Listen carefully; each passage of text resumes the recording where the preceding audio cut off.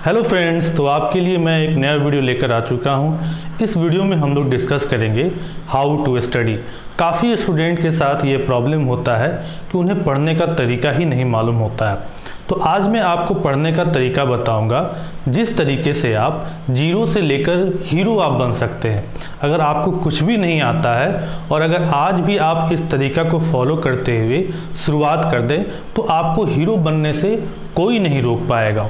Friends, इस video को start करने से पहले मैं आपको ये बात बता देना चाहता हूँ, मैं ऐसा कोई भी बात नहीं बोलने वाला हूँ यहाँ पर, ऐसा कोई भी फेक बातें मैं यहाँ पर नहीं बोलने वाला हूँ जिसमें आप रातों रात अमीर हो जाएंगे या फिर आप रातों रात विद्वान हो जाएंगे। ऐसा कोई शॉर्टकट ट्रिक की मैं यहाँ पर जिक्र नहीं करने वाला हूँ।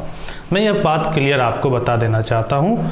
मैं आपको एक प्रॉपर स्टेप यहाँ पर बताऊँगा कि जिस प्रॉपर स्टेप की मदद से आप जीरो से हीरो बन सकते हैं अगर आप इस तरीके से इन स्टेप्स को फॉलो करते हैं।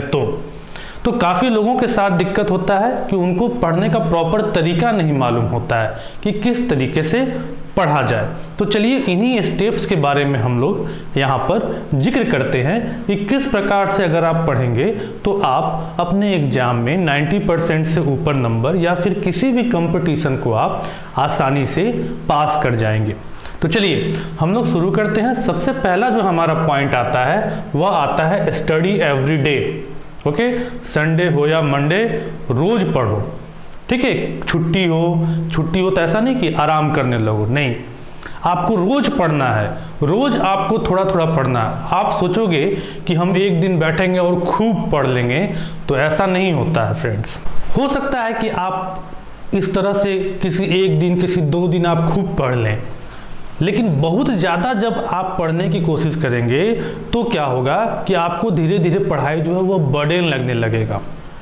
इसीलिए किसी एक पर्टिकुलर दिन बहुत ही ज़्यादा नहीं पढ़ना है। आपको डेली पढ़ना है, थोड़ा थोड़ा ही पढ़ना है, लेकिन डेली कंटिन्यूअस प्रोसेस में पढ़ना है। अब अगर आप मान लीजिए एक दिन बहुत ही ज़्यादा पढ़ लिए और फिर अगला दिन आप कम पढ़े, तो ब्रेन जो है वो हमारा प्रोसेस के अनुसार काम करता है। ब्रेन में यहाँ पर इंफॉर्मेशन फिट होने में, प्रिंट होने में टाइम लगता है। वो बार बार प्रैक्टिस से धीरे धीरे बिट वाइज वह यहाँ पर इम्प्रेशन क्रिएट करता है। आपका मेमोरी जो है वह स्लो प्रोसेस में धीरे धीरे वह इस्टेब्लिश होता है किसी भी चीज़ को लेकर। तो अगर आप एक दिन बहुत ज़्यादा पढ़ लोगे, अब जरा सोचो आप कि अगर आप किसी दिन बहुत ज़्यादा खा लो और अगला दिन आप नहीं खाओ तो आपका काम चलेगा? नहीं चलेगा ना, आपका पेट खराब हो जाएगा। ओके, तो बहुत ही ज़्यादा एक दिन में नहीं पढ़ लेना है। आपको एक प्रॉपर बनाना है कि मैं 1 घंटा ही एक सब्जेक्ट को पढ़ूंगा, 5 सब्जेक्ट है तो मैं 5 ही घंटा पढ़ूंगा, लेकिन डेली पढ़ूंगा, डेली इस टाइम पर मैं पढ़ूंगा। तो अगर आप इस तरीके से हैबिट डालेंगे तो धीरे धीरे आपका क्या होगा, कंसेप्ट भी बिल्ड होते जाएगा और मेमोरी भी जो है वह भी आपका मजबूत होते जाएगा। एक दिन में आप अगर सोचेंगे तो ना ही आप कंसेप्ट को बिल्ड कर पाएंगे, ना ही आप मेमोरी में अपने चीज़ों को फिट कर पाएंगे। तो क्या बात निकला? बात ये निकला कि आपको डेली पढ़ाई करना है, कंटिन्यूअस पढ़ाई करना है, आपको ज़्यादा नहीं पढ़ना है, लेकिन एक फिक्स पैटर्न में आपको अपने लिमिट के अनुसार आपको फिक्स पैटर्न में डेली पढ़ना है। तो आई होप कि आप इस बात को अच्छे तरीके से समझ गए होंगे। तो हम लोग नेक्स्ट सेकंड पॉइंट की ओर चलते हैं। सेकंड पॉइंट में हमारा आता है रीड टेक्स्ट बुक। जो भी बुक है आपके पास, आपको उस बुक को पढ़ना है, अपने से पढ़ना है, सेल्फ एनालिसिस करके पढ़ना है। बुक में आपको क्या करना है, मार्किंग लाइनिंग वगैरह करके आपको पढ़ना है। जो जो इंपॉर्टेंट पॉइंट्स हैं उसको क्या करना है, अंडरलाइन कर देना है।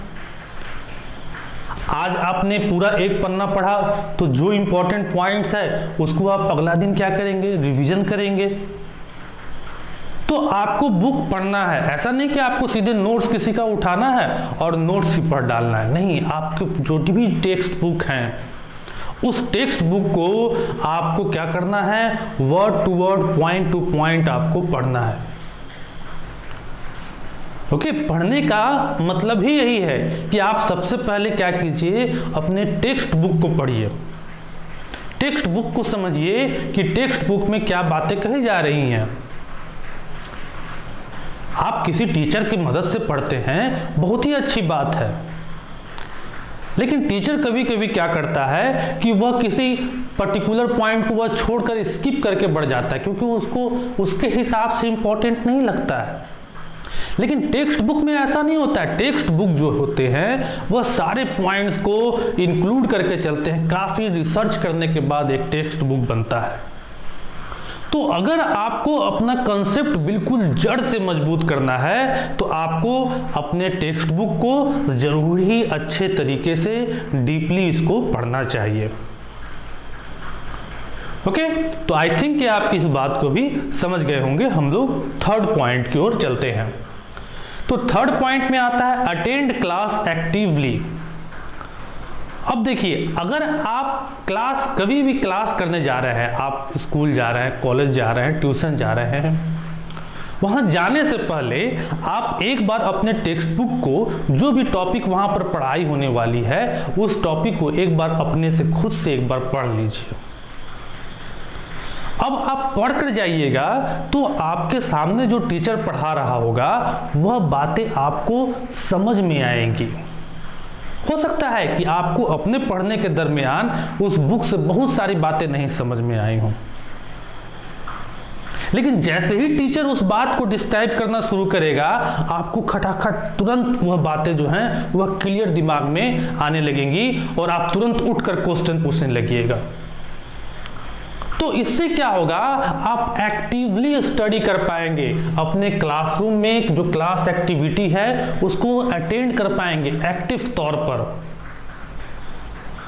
उसको समझ पाएंगे, उसको आप कंटेंट को आप ले पाएंगे, जो मटेरियल आपके टीचर प्रोवाइड कर रहे हैं उसको आप सही तरीके से रिस्पॉन्स कर पाएंगे। और अगर आप बिना पढ़े हुए चले जाएंगे तो फिर क्या होगा, देख लीजिए, नींद आएगा आपको, क्लास में बोरिंग लगेगा, चीज़ें आपकी बाउंस होने लगेंगी, आप ना किसी क्वेश्चन पूछ पाइएगा, ना ही टीचर के किसी क्वेश्चन का रिस्पॉन्स कर पाइएगा। तो आपको क्या करना है, आपको क्लास में जाने से पहले अपने टेक्स्ट बुक को एक बार खुद से पढ़ना है और उसके बाद एक्टिवली क्लास में एक्टिव रहकर जो भी चीज़ें आपको क्लास में दी जा रही हैं, टीचर जो भी चीज़ पूछ रहा है उसका आपको जवाब देना है, चाहे वो गलत ही क्यों ना हो, और आपको भी प्रश्न पूछने हैं। तो इस तरीके से क्या होगा, आपका माइंड जो है क्लास में बिल्कुल एक्टिव रहेगा और आप ज़्यादा पॉइंट्स को, ज़्यादा चीज़ों को आसान तरीके से ग्रैस्प कर पाएंगे और आपका मेमोरी भी मजबूत होगा और कंसेप्ट भी जो है वो भी आपका ज़्यादा अच्छे तरीके से बिल्ड होगा। तो क्लास के प्रोग्राम में जो भी चीज़ें हो रही हैं उसमें आपको एक्टिवली पार्टिसिपेट करना है, जो भी क्वेश्चंस पूछे जा रहे हैं उनको आपको सोचना है, उनको सॉल्व करना है, भले ही उसका जवाब गलत क्या ना हो, और आपको कुछ क्वेश्चन अपने टीचर से उस सब्जेक्ट से रिलेटेड ज़रूर पूछने हैं। यह तभी आप कर पाएंगे जब आप पहले से उसके बारे में थोड़ा सा पढ़ कर जाएंगे। तो आई थिंक कि आप इस बात को भी अच्छे तरीके से समझ गए होंगे कि आपको एक्टिवली अपने क्लास को अटेंड करना है, आपको अपने क्लास में सोना नहीं है, आपको बिल्कुल ध्यान रखना है कि क्या बातें आपके क्लास में दी जा रही हैं। यह तभी पॉसिबल है जब आप कुछ प्रैक्टिस अपने से करके घर से जाएंगे तब। चलिए, तो नेक्स्ट पॉइंट की ओर हम लोग बढ़ते हैं। फोर्थ पॉइंट है हमारा सॉल्व एग्जाम्पल। अब आपने टेक्स्ट बुक पढ़ा, क्लासेस अटेंड की, क्लासेस अटेंड करने के बाद अब आपको क्या करना है, जो भी एग्जाम्पल सॉल्व्ड हैं उनको अब आपको पढ़ना है। चैप्टर आपने कंप्लीट कर लिया, एक बार अपने से पढ़ा, एक बार टीचर आपको पढ़ाया, फिर आप अपने से भी आकर एक बार उसको देख लिए, क्योंकि आपका इंटरेस्ट जग गया तो आप पक्का आकर देखेंगे। और यही इंटरेस्ट नहीं जगा रहेगा ना, आप पहले नहीं पढ़कर जाएंगे तो क्लास में भी चीज़ें नहीं समझ में आएंगी, तो इंटरेस्ट नहीं जगेगा तो आप उसको दोबारा भी आकर नहीं देखिएगा घर पर। तो फिर से आपने आकर दोबारा घर पर देखा, फिर अब आप क्या कीजिए कि कुछ सॉल्व एग्जाम्पल लगाइए।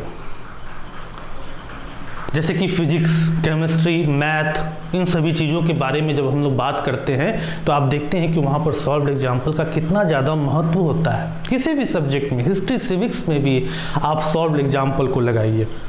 सॉल्व्ड एग्जाम्पल से आपको पता चलेगा कि किस क्वेश्चन को किस तरीके से आंसर करना है, क्या तरीका है आंसर करने का, कौन कौन से इंपॉर्टेंट पॉइंट थे इस पूरे चैप्टर में, इस बात का आपको पता चल जाएगा।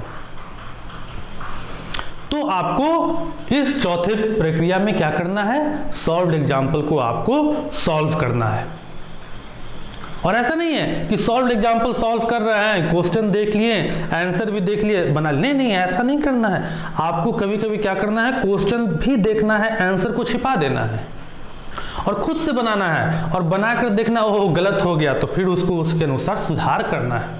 कोई भी आप आंसर ही लिख रहे हैं, हिस्ट्री का लिख रहे हैं, तो आप उस क्वेश्चन देखिए, बस आंसर को छुपा दीजिए और अपने मन से उसको लिखिए पहले, फिर आप देखिए, फिर उससे मिलाइए कि क्या कमी रह गया।